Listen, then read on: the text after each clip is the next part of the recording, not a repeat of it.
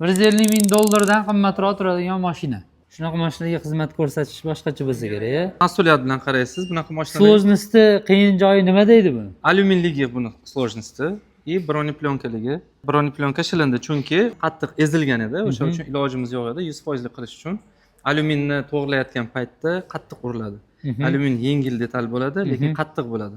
Boshqa temirlarga qaraganda. O'sha uchun premium klassdagi mashinalar hammasi почти alyuminda bo'ladi yoki karbon bo'ladi. Karbon Iloji yo'q uni. yo'q, u sinib ketadi. Sinadi. Bunaqa natijaga necha yil deganda erishilgan? Tajriba necha yillik? Endi 17 yillik stajimiz bor. 17 yillik tajribani boshqalarga ulashishlikka necha yildan beri harakat qilyapsiz? Necha yildan beri akademiya, maktab Shogird chiqarish bo'yicha shu 5 yildan beri kuchli harakatda biz. Mana masalan bu yoqda broneplyonka bo'lyapti. Shogirdlarimiz broneplyonka qanaqa qilish jarayonini ham ko'rishadi. murojaat qilishsa bo'ladi. Bemalol. Ustoz ko'rish shart. Ustoz ko'rish shart, обязательно.